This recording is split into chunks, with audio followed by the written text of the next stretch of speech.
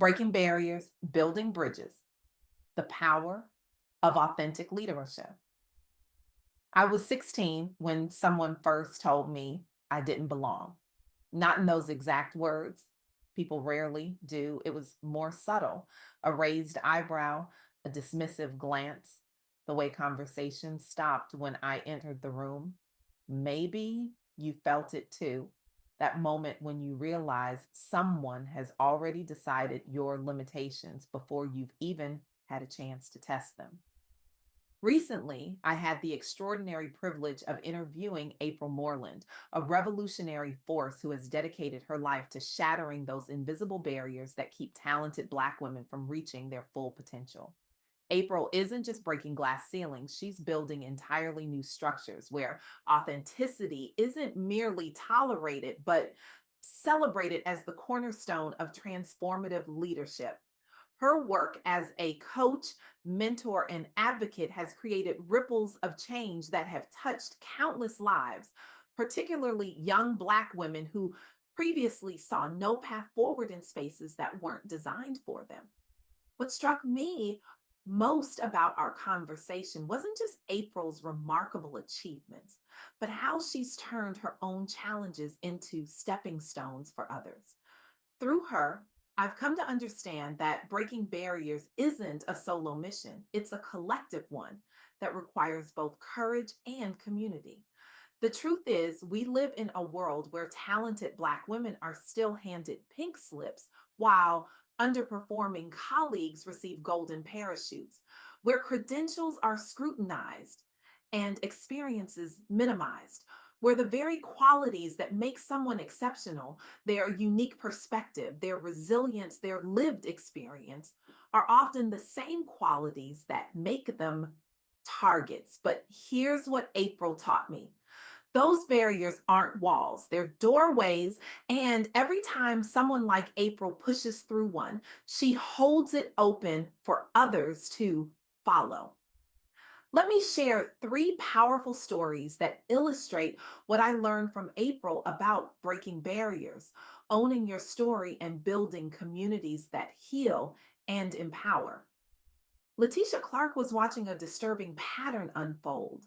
Time after time, she witnessed brilliant, capable Black women being laid off while colleagues with less talent and fewer accomplishments sailed through corporate hallways with impunity.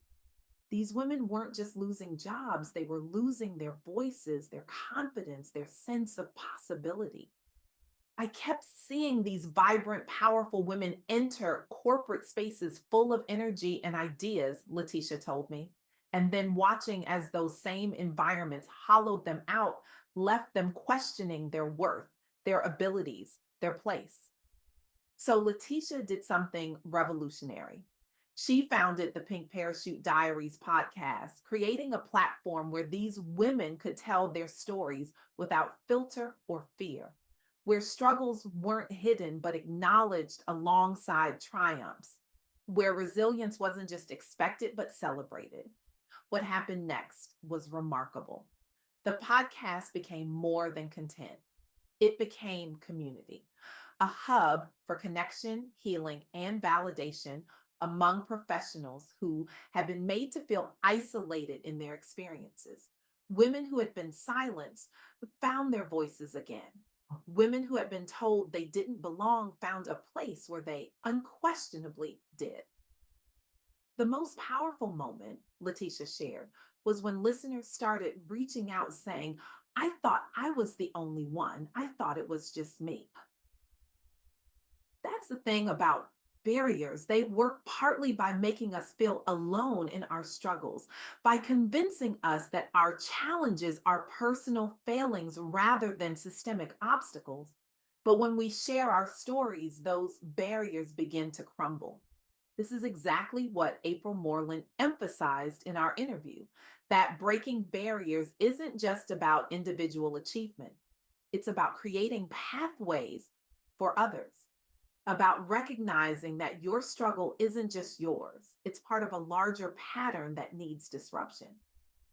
Every time you speak up in a room where Black women's voices are typically dismissed, April told me, You're not just speaking for yourself, you're creating space for the next person and the next and the next. But breaking barriers takes a toll, which brings me to our second story. Jacqueline Mitchell had watched generations of Black professionals being taught that success demands sacrifice, that you compartmentalize trauma, push through pain, and leave your whole self at the door when you enter professional spaces. The result? Burnout, isolation, a persistent sense of disconnection from the very communities these leaders were trying to serve. We've been conditioned to believe that healing is something you do after you've achieved success, Jacqueline explained. Something you earn through sacrifice rather than something you deserve simply by virtue of being human. Her response was the Let's Get This Glow Up initiative, a radical reimagining of leadership development that places healing at the center rather than the periphery, that treats wholeness not as separate from professional advancement, but as fundamental to it. The results were transformative. Participants reported not just greater confidence in their leadership roles, but reduced feelings of isolation, improved mental health outcomes, a renewed sense of purpose and connection. What we're really doing, Jacqueline said, is challenging the false dichotomy between taking care of yourself and taking care of business, between being authentic and being professional, between healing and leading. This resonates deeply with what April Moreland shared about the importance of community in sustaining the work of breaking barriers. No one succeeds alone, she emphasized during our interview. Behind every woman who appears to be single handedly changing the world is a network of support, validation, and connection that makes that work possible. April's insights remind us that collective healing isn't just nice to have, it's essential for sustainable achievement, especially for Black professionals navigating environments that weren't designed with their success in mind. But what happens when life throws punches so hard they knock you completely off your path? When the barriers you face aren't just external, but internal: grief, loss, the collapse of everything you thought defined you. That brings us to Georgia's story. Before she turned 25, Georgia lost both her parents. By 31, she'd lost her job and was facing bankruptcy. It was the kind of crossroads that's familiar to many Black professionals, but seldom discussed publicly. A moment when the path forward isn't just unclear, but seems non existent. The dominant narrative pushed her toward more credentials, more external validation, toward hiding her grief and her struggles behind a mask of unflappable professionalism, toward seeing her story as a liability rather than an asset. But Georgia made a different choice.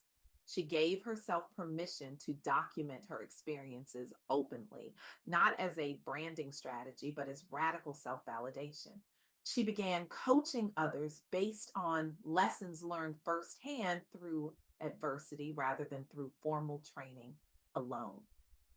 I realized that what made me unqualified in traditional spaces, my openness about loss, my willingness to be vulnerable, my unconventional path, was exactly what made me effective as a leader and mentor, Georgia explained.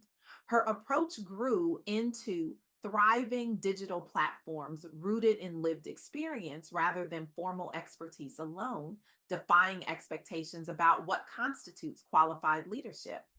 After losing everything she had thought defined security, including societal approval, she rebuilt from vulnerability outward instead of masking pain behind performance. The impact rippled outward.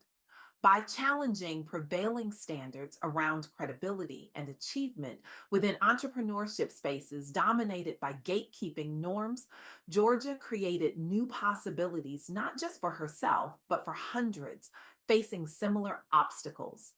This aligns perfectly with what April Moreland emphasized about authenticity as a superpower. Your story isn't something to overcome or hide, April shared during our interview.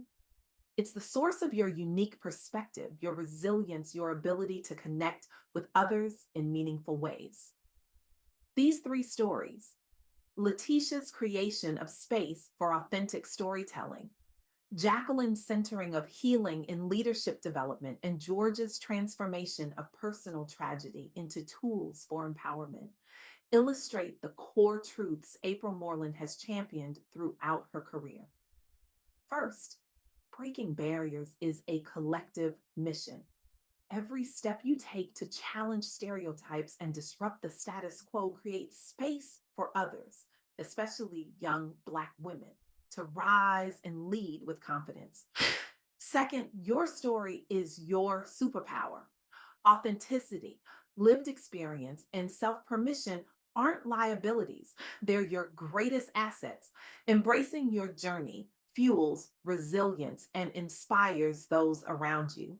And third, community heals and empowers. Building intentional networks of support is essential because no one succeeds alone.